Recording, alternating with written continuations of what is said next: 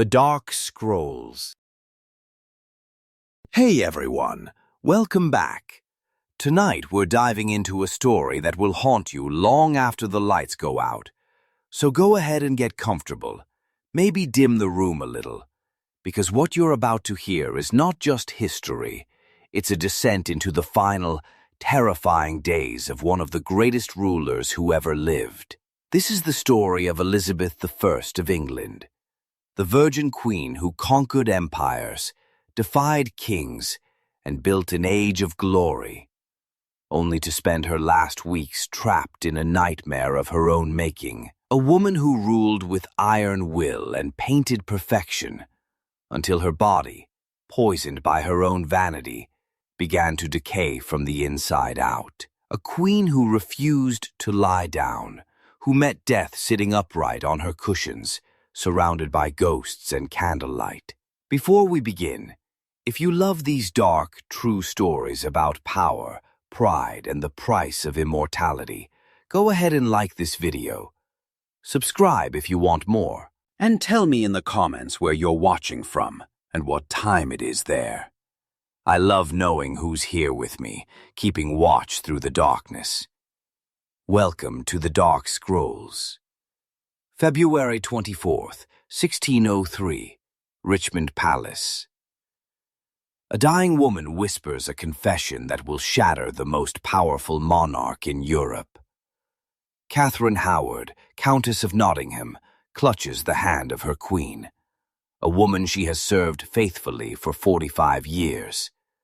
With her last trembling breath, she reveals a secret she has carried for 2 long years.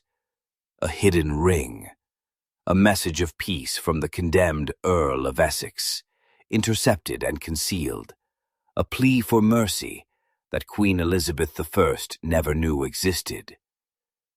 The Queen's reaction is instantaneous, visceral. In a flash of fury, she strikes the dying woman across the face and screams, "God may forgive you, but I never shall." That moment, violent, unguarded, and raw, marked the beginning of the end, not just of a reign that transformed England into a global power, but of a woman whose final days would read like a Gothic horror story written by her own conscience. Because what happened next was almost too dreadful to believe.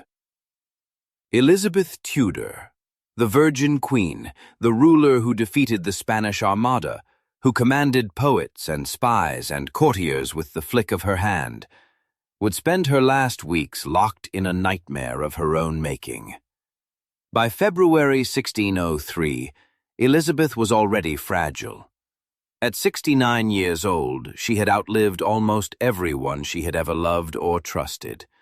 Her body was frail, her spirit weary, and yet she clung to life with the same ferocious pride that had defined her rule. But Catherine Howard's deathbed confession was not just another loss. It was the wound that never closed, the revelation that broke her. The French ambassador wrote that, after Catherine's death, the Queen fell into a deep melancholy with conceit of her own death. She began to complain of strange infirmities that appeared out of nowhere. Her ladies-in-waiting noticed that she would sit for hours on end, staring at nothing, tears sliding silently down her cheeks. But it wasn't only betrayal that haunted her, it was guilt. As her body weakened, the ghosts of her past came flooding back. Sir Robert Carey, who was present during these final weeks, recorded something extraordinary. The Queen, racked with guilt over decisions made decades earlier, began to weep for Mary, Queen of Scots. 16 years had passed since Mary's execution. 16 long years. Yet Elizabeth sobbed, insisting she had never truly consented to Mary's death. Her words were fragmented, desperate, like a confession torn from a dream. "I never gave my consent. I never did. The guilt she had buried beneath politics and ceremony was now consuming her from within. And Mary was not the only ghost that came to call. Elizabeth's thoughts turned to Lady Catherine Grey, another woman of royal blood whom Elizabeth had imprisoned until she died. Catherine's grandson, Edward Seymour, now hovered on the edge of her world like a vulture, waiting for the moment she would die, ready to claim her crown. The irony was not lost on the Queen. The prison she had built for others was now her own. While Elizabeth's mind unraveled, her body began to stage its own revolt. By January, what began as a simple cold evolved into something far more sinister. Contemporary sources described a deflection in the throat, what modern pathologists identify as quinsy or a peritonsillar abscess. Imagine your throat swelling shut from the inside, filled with pus, every swallow like shards of glass. The Venetian ambassador reported that her glands were swollen like almonds, painful and oozing. But the throat infection was only the beginning. Elizabeth's teeth, what few remained, had become black stumps of decay. Decades of sugar, combined with mercury-based medicines, had rotted them from within. The abscesses in her gums spread infection to her neck glands. She could not chew. She could barely swallow. Her pain was constant, gnawing, merciless. Then came the discovery that horrified her courtiers. Her coronation ring, the symbol of her sacred marriage to England, worn every day for 45 years, had grown into her flesh. Chronicler William Camden recorded the grotesque detail. The ring had so grown into her flesh that it could not be drawn off. They had to file through the gold while she watched, the metal embedded so deep it left a groove in the bone. The act was not only physically excruciating, it was symbolically devastating. Camden himself wrote that it seemed as if her marriage with her kingdom, contracted by that ring, were now to be dissolved. The quinsy in Elizabeth's throat was only one sign of total system failure. Her personal physician, Dr. Thomas Lister, later described symptoms he had been too afraid to record while she lived. Her urine had turned dark brown, a sign of kidney failure, likely from decades of exposure to lead and mercury. Her legs had swollen grotesquely with edema. Shoes had to be cut from her feet. The swelling climbed to her abdomen, making it hard for her to breathe. She developed pneumonia. Courtiers described her breathing as rattling, punctuated by fits of coughing that brought up blood-tinged sputum. She was, in the simplest and cruelest sense, drowning in her own body. But perhaps most frightening were the changes in her mind, the memory lapses, the trembling hands, the fits. Witnesses described how her eyes would roll back, her body stiffen, her frame convulse. Modern doctors, reading those accounts, believe they were seizures, the final symptom of lead poisoning reaching her brain. The royal physicians tried everything. They attempted to bleed her, but she refused. They offered poultices of horse dung and wine, the standard remedy for throat infections. She turned her face away. Dr. Lister wrote bitterly that she would not suffer any physical medicine. She was convinced the doctors were trying to poison her. In desperation, they tried feeding her cordial broths through a tube, but her throat was too swollen to allow even that. For the last 3 days of her life, she consumed nothing but a few spoonfuls of sugared water. Yet the most insidious poison was not in her cup. It was on her skin. For over 40 years, Elizabeth had painted her face every morning with Venetian ceruse, a toxic mixture of white lead and vinegar. Layer upon layer of the deadly paste built a mask that hid her age, her scars, her mortality. The illusion of eternal youth came at a terrible cost. Lead seeped through her skin, accumulating in her blood, poisoning her slowly, silently. By 1603, the signs were unmistakable. Her once bright hair had fallen out in clumps. Her memory, once sharp enough to speak 6 languages and outwit the best minds in Europe, began to fray. She would forget names, lose her train of thought mid-sentence, stare at her reflection as if unsure of who she saw. Toxicologists today can trace it like a checklist: the hair loss, the confusion, the tremors, the muscle weakness, the abdominal pain, the slow execution of a queen by her own cosmetics. And the cruel irony? The more damage the lead did, the more makeup she needed to hide it. A vicious, shining mask that trapped her between beauty and decay.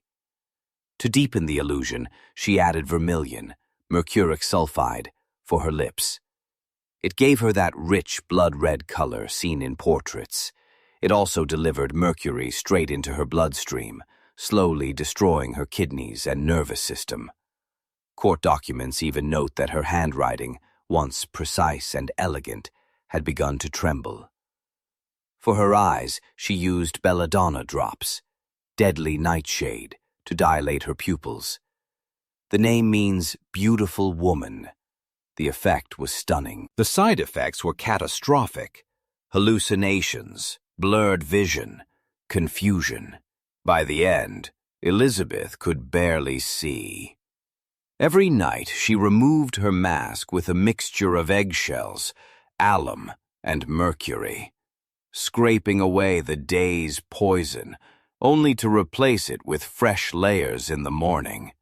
Her face beneath the paint was parchment pale, covered in sores that cracked when she smiled. One courtier who saw her without makeup in 1602 wrote in horror that her face looked like parchment, full of great wrinkles. Her ladies-in-waiting were forced to follow her throughout the day, carrying pots of fresh ceruse to patch the cracks as they appeared. It was not a beauty ritual anymore. It was maintenance of illusion, and illusion had become her only armor. But the armor was failing, and by early March 1603, Elizabeth developed a new terror, one that defied reason. She became convinced that if she lay down, she would never rise again. For 15 hours she stood, motionless in her chambers, a frail old woman refusing to bow to the laws of nature. Her ladies watched helplessly as her legs trembled beneath her gowns. When she finally collapsed, she did not go to bed. She sank onto a pile of cushions arranged on the floor, and there she remained, 4 days and nights, sitting upright, silent, refusing food, drink, medicine, or prayer. Sir Robert Carey described the scene. She sat with her finger in her mouth, her eyes fixed upon the ground, and would answer no man. The great Queen of England, the woman who had ruled alone for 45 years, now sat like a stubborn child, willing herself to die rather than show weakness. When Robert Cecil, her Secretary of State, pleaded with her to lie down, she gave one of her last coherent replies. Must is not a word to use to princes. That single sentence encapsulated her life, proud, defiant, and doomed by her own pride. At last, Charles Howard, the Earl of Nottingham and Lord Admiral, decided enough was enough. By fair means or by force, he and her attendants lifted the Queen of England onto her bed. She resisted, trembling, whispering incoherent protests, but her body had no more strength to fight. Once there, she never rose again. February 24th, 1603, Richmond Palace. The Queen of England sat motionless on her cushions, her eyes fixed on the dim glow of candlelight flickering against the chamber walls. Shadows of her past seemed to waver there, faces she could no longer forget. The silence in the royal apartments was so complete that her ladies scarcely dared breathe. They took turns watching through the night, afraid to close their eyes, afraid that if they looked away even for a moment, the Virgin Queen would slip away forever. By the third day, her fear of lying down had grown into something almost supernatural. Every attempt to coax her to bed ended the same way, a sharp refusal or an icy stare that made even the bravest noblewomen step back. The great oak doors of Richmond Palace muffled the world beyond, but within, the air hung heavy with candle smoke, incense, and dread. As the hours dragged on, Elizabeth's silence became unbearable. She no longer spoke except in broken whispers, muttering fragments of prayers or names from decades past.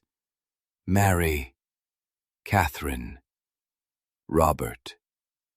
Sometimes her voice rose suddenly, calling out as if answering someone no one else could see. Lady Scrope, one of the few attendants who dared to stay close, recorded that on the third night, the Queen began pointing at an empty corner of the room, following invisible figures with her eyes.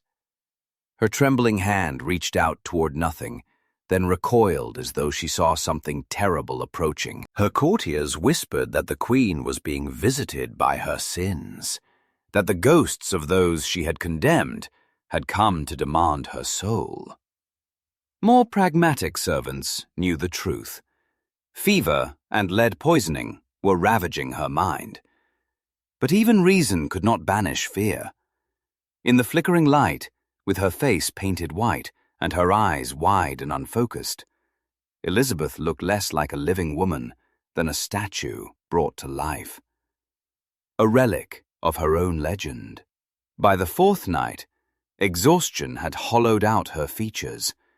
The dark circles beneath her eyes were deep as bruises. Her lips cracked from thirst. When Lady Warwick tried to press a cup of water to her mouth, Elizabeth turned her head away, whispering, "No more." Moments later, she clutched the woman's hand so tightly that Warwick cried out in pain. The Queen released her abruptly, as if ashamed of the human contact. Her attendants kept the chamber lit with dozens of candles. She had developed a terror of darkness. The smallest flicker made her startle awake. At times, she seemed to doze sitting upright, her head drooping forward, only to jolt upright moments later, eyes darting wildly around the room. The smell of melted wax, stale perfume, and sickness filled the air. The once majestic scent of rosewater that had followed her through court had been replaced by something sharp and metallic, the scent of decay. Outside her chamber, the palace was a hive of whispered plans. Power had already begun to shift before her heart had stopped beating. Robert Cecil, her shrewd Secretary of State, moved quietly through the corridors, ensuring that the transition to James VI of Scotland would unfold exactly as he intended. Every letter, every messenger, every guard was placed under his command. The Queen's body was failing, but Cecil's mind was alive with calculation. He had written the proclamation declaring James as King of England days before Elizabeth's final breath.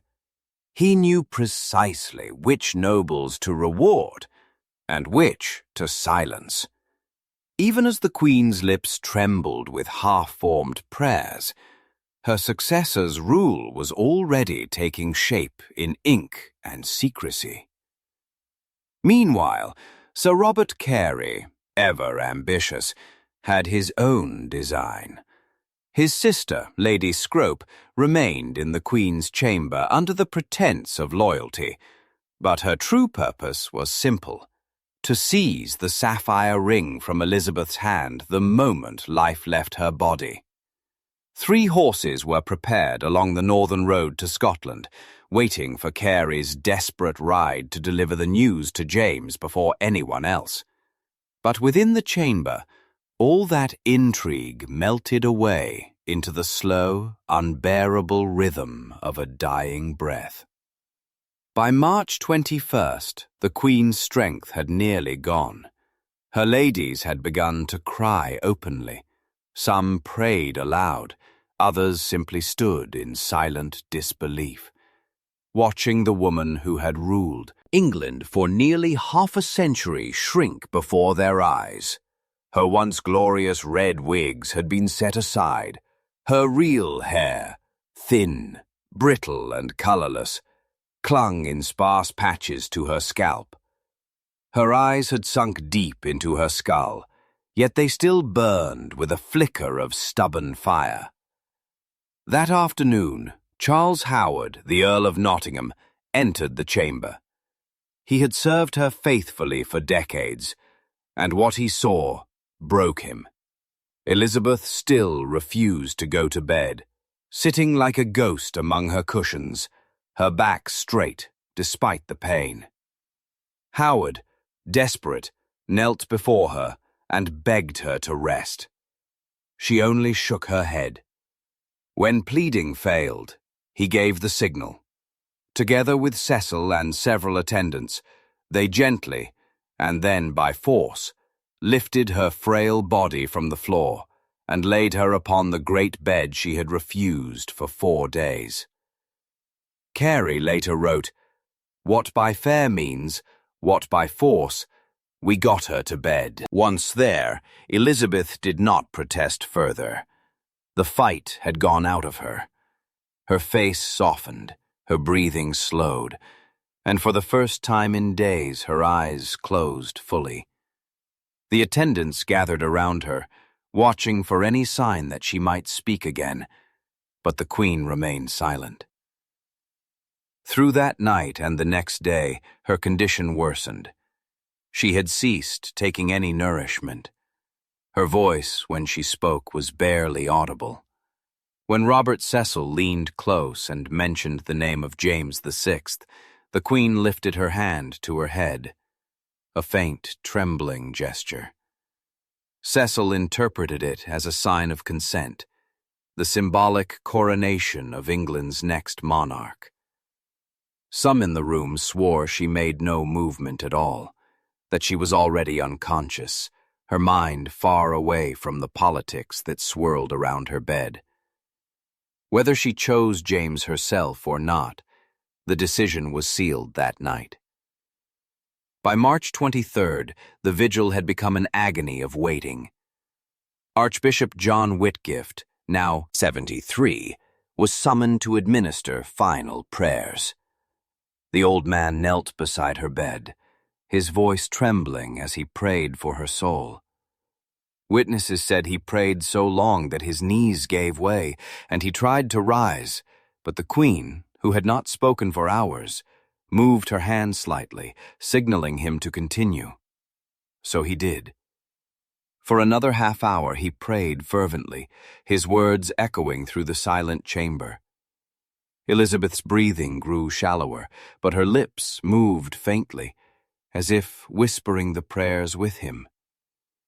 When the Archbishop finally finished, she seemed to fall into a deep, peaceful sleep.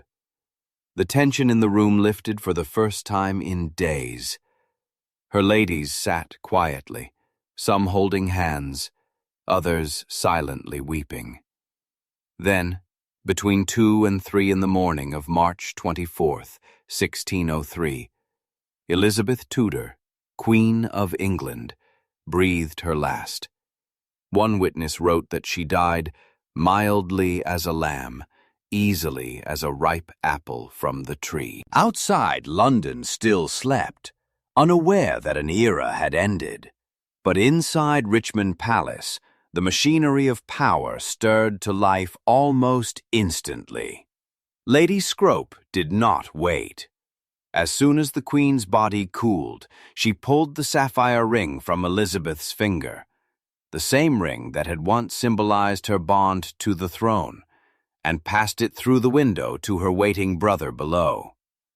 Cary, already mounted, spurred his horse into the dark. He rode through mud and rain, through bandit-haunted woods and flooded rivers, driven by greed, duty, and ambition. He fell during one crossing, striking his head on a stone, but rose and rode on. By the time he reached Holyrood Palace in Edinburgh on the evening of March 26th, his face was smeared with blood and dust. He burst into the royal bedchamber of James VI, knelt beside the bed, and hailed him as King of England, Scotland, and Ireland. James, who had long prepared for this moment, listened calmly. Only when Cary presented the sapphire ring as proof did the new king's composure break. He crossed himself, whispered a prayer, and then smiled faintly. His long exile from English power was over. Back in London, Elizabeth's body lay cold and still. She had given explicit instructions that her body was not to be disemboweled or desecrated after death, but Cecil overruled her. The embalming went forward, her internal organs removed, her body sealed inside a lead-lined coffin. For more than a month, she lay in state, dressed in royal robes, a golden crown resting above her waxen face. The courtiers who came to pay respect often recoiled when they drew near. The thick makeup on her face had cracked under the embalmer's touch, revealing the darkened skin beneath. On April 28, 1603, her coffin was placed upon a magnificent funeral carriage draped in purple velvet and cloth of gold. Over 1,600 mourners followed in solemn procession, Whitehall to Westminster Abbey. Church bells tolled across the city, their echoes rolling like thunder through the damp spring air. Then, in the midst of that grand ceremony, a sound tore through the silence, a deep, sudden crack from within the coffin. Attendants froze. The lead casing, sealed too tightly, had trapped the gases of decay. The pressure, building for weeks, finally burst. The corpse of the Virgin Queen had exploded inside her coffin. Some described it as sounding like a cannon shot. Others said it was a hiss, a sigh, the final release of a woman who had refused to yield even to death. The attendants continued the procession in horrified silence, unable to stop, carrying the broken remains of England's greatest queen through streets lined with weeping crowds. Inside Westminster Abbey, her coffin was placed beneath a stunning effigy crafted by Maximilian Cote. The likeness was so vivid that people gasped when they saw it. The face was painted with the same white lead that had killed her.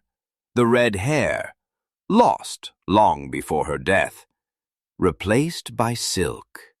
The wooden hands, adorned with perfect replicas of her jewels. It was Elizabeth as she wished to be remembered. Eternal, flawless, untouchable. Chronicler John Stowe recorded that when the procession entered the abbey, there was such general sighing, groaning, and weeping, as the like hath not been seen in the memory of man. Yet behind the public grief lay something else, a quiet sense of relief. England's long, uncertain succession crisis had ended. The throne had passed without bloodshed. The Virgin Queen was dead, and the kingdom could finally exhale. When the embalmers prepared her body weeks earlier, They had found a woman unrecognizable from her portraits.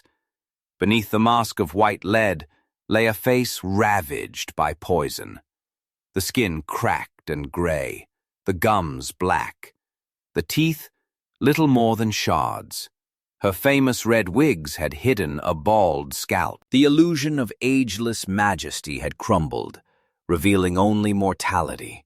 Elizabeth was first buried in her grandfather Henry VIII's vault, but even in death she found no rest. In 1606, James I ordered her remains moved to share a tomb with her half-sister, Mary I, the very woman she had once feared and defied. Upon the tomb, an inscription was carved. "Partners in throne and grave, here we sleep, Elizabeth and Mary, sisters in the hope of resurrection." It was a cruel irony. The Protestant queen eternally bound to the Catholic rival whose memory had haunted her all her life. In the days after her death, Richmond Palace became a place of uneasy quiet. Her private chambers were sealed by Cecil's command, but servants swore that strange sounds echoed through the corridors at night. Footsteps pacing, faint sobs, the rustle of silks. The Queen's little spaniel, once her constant companion, refused to leave her bedchamber. It sat beside the empty bed for days, whining softly, and when it was finally removed, it stopped eating and died within a week. When officials began cataloging her possessions, they found over 3,000 gowns, each one a masterpiece of embroidery, pearls, and cloth of gold. Yet many had rotted from the inside out. The lead and mercury from her cosmetics had soaked into the fabric, eating through silk and velvet like acid. Dresses worth fortunes crumbled at a touch. Her cosmetics table was left exactly as it had been on the morning she died. Pots of half-used ceruse, brushes still stained white, jars of vermilion, tiny bottles labeled belladonna. The smell was rancid, metallic, and strangely sweet. Cecil ordered the whole table burned, but not before one witness recorded. The odor was most foul and pestilent.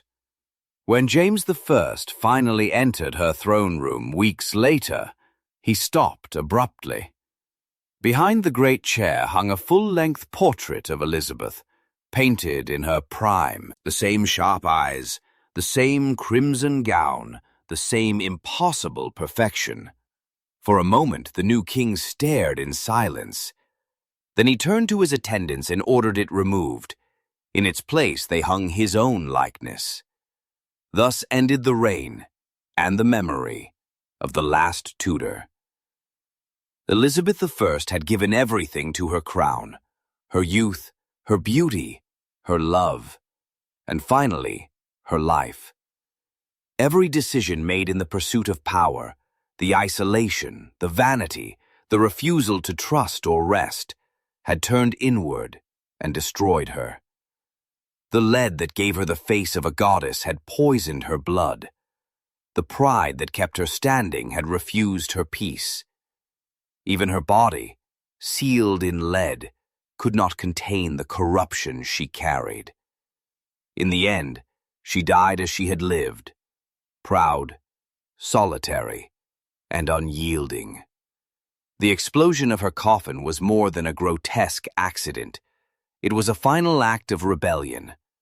The body of a queen breaking free from the prison of her own creation. Elizabeth Tudor had ruled as a legend, but in death she became a warning that even the most powerful cannot outpaint the truth.